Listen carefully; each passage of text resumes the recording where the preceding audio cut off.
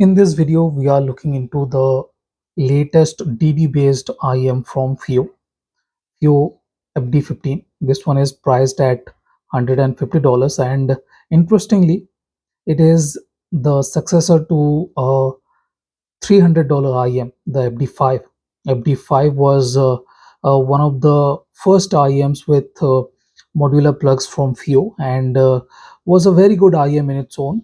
For a single DD IEM, yes, it was great, but that one had a 12 dynamic driver, while this one has 13.8 dynamic driver, and Fiio has used a alloy of magnesium and aluminium in this, and is using a 8.6 voice coil too. So yeah, this one is a fairly capable, very well R&D product at this point of time, because Fio saved a lot on the R&D. They are offering the FD15 at a killer price. Those who like the FD5 will like the FD15 in bits. FD5 was a very V-shaped IEM, while this one is not a very V-shaped IEM. What it does have from the FD5 are the modular plugs and all the R&D stuff. And this one has a 1.5 1.5 Tesla magnetic flux, and it too has a Tesla valve design that enhances the bass and stuff. But I'm not exactly sure, because this one is not a very basic kind of IEM. You guys can see from the design to this looks nearly exactly same what the FD5 used to look like. The earpieces on their own are a bit on the heavier side, and we get a decent cable with modular plug. So yeah, everything is good, but if we look at the case, this is not exactly a carry case. This is a travel case, or you can say storage case. We get a lot of tips. You guys can see we get a lot of tips, and basic kind of tips. There is a tuning nozzle too. The black one is supposed to enhance the treble even more, while I'm using the red one that is supposed to deliver a warmer kind of signature. Let me tell you what I'm going to do in this video. I'm going to split this video into pros and cons. We will look into the pros and we will look into the cons in separate segments. So let's start with the pros. I like the looks of these earpieces. They look fantastic, and I have no issues when it comes to fit or anything like that. So yeah, it is not going to be a problem, even though these are a bit on the heavier side. Let me tell you, they might be on the 12 to 15 gram range, but they are not heavy and very comfortable inside. There are no issues with stability or anything like that. The cable guides are fairly comfortable too, no issues there either. So fit and everything, isolation is decent too, no problem there either.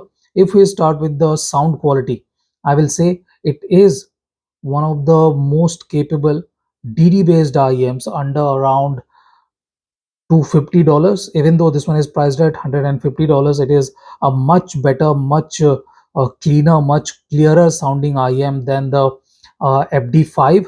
FD15 is not exactly a IEM that should be priced in the $150 price range for the kind of technical abilities it is delivering. We are getting very good mid bass body, very good rumble. The sub bass are decent, I'll say, because they are not great, but the mid bass is fantastic. We get very good dynamics. It has no woolly feeling at all, and can cleanly deliver upper bass notes without a single problem. Very good cleanliness, very good dynamics, very good details and layered delivery too. And I really like the crisp and clean feel of the vocals and instruments in the mid range. Some of the best clarity from a DD based IEM for sure. One of the most transparent and resolving mid range for sure. Vocals are slightly on the, I will say, forward side. They do have a bit of pop to them, but no problem of any sibilance or anything like that. So very good resolution and definition from this DD based IEM at just $50 we are getting very good vocals too. There are no issues of tonality or timbre, and the notes are tall. They have very good transparency, very good finishing definition too. So yeah, this is a very good IEM with the mid-range. There are no issues of any compression or anything like that that we used to get with the FD5. So that is a big improvement. I didn't like the FD5 because it was slightly lacking in the free flowing of notes, while this one is much better in that regard. If we talk about the treble, this is good, very airy, very good air between instruments, and I like the crispy feeling. Okay, they are floating. The notes are not very sharp or anything, but they are tall, yet they are fairly free flowing. They are not held back. They do not have the heft to them, which is a very good thing, and I like the extension. But let's start with the cons. So what is not exactly great with the Fiio FD15? If we start with the bass, the sub bass isn't great. Okay, it is good, it is decent, but it does not have that kind of reach deep into the spectrum, and the amount of rumble isn't great. Everything else, as I said, mid bass and everything is very good, no problem at all. Very good dynamics, very good cleanliness. It doesn't lack with the area of impact, but it does lack a bit of weight behind the notes. Okay, the notes can feel slightly on the lighter, slightly on the fast footed side. The decay is on the faster side too. So yes, if you like heavy kind of bass presentation, this is not it. This is not going to deliver heavy bass or anything like that. So yeah, keeping things clean is the forte of this. But if you want a warm, full, meaty kind of bass, this might not be it. This is a lot more in the precise and accurate region. So yeah, very good tuning for those who are looking for details and clarity. In the mid-range too, I kind of felt that things could have been a bit more smoother. Things could have been a bit more pleasing, slightly smoother, slightly more throaty, slightly warmer maybe, but it still is perfectly fine. I have literally no issues with the mid-range. It is very good. I definitely would have liked a bit more grounding of the notes. Okay, the floaty kind of feeling, like they are starting from nearly, if this is the floor, they are starting at 20% height of the stage, so that kind of feels slightly odd. Or else it is perfectly fine, no issues.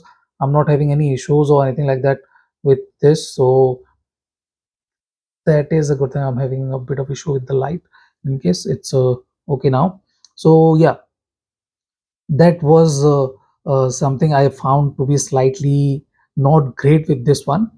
If we talk about layering and separation, that is very good. I do not find any issues with the contrast or layering or separation, but because things are a bit on the uh, same side, okay, they are not very subtle.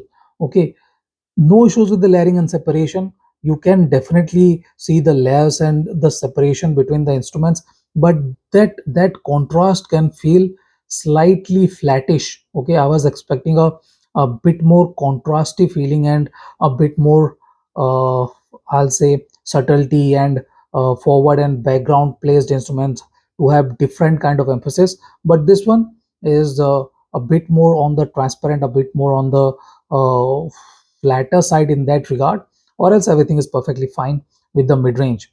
If we talk about treble, I somehow feel that the upper treble could have been a bit more robust. Okay, the lower and mid treble are fantastic. They have very good clarity, very good agility, very good between them too. But the upper treble is not exactly great. Okay, extension and everything is good, but it kind of slightly sounds less resolving. The amount of definition and details I'm getting in the uh, upper treble region isn't exactly great.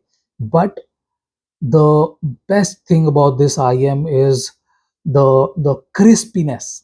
Okay, the best part. is the crispiness. It is crisp. All the notes are lightweight.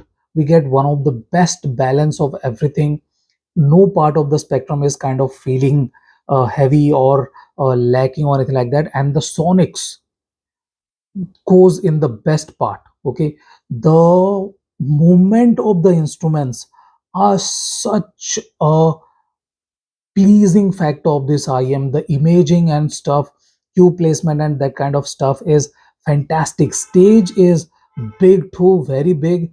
And when the instruments move from one end to the other, it kind of feels very, very good.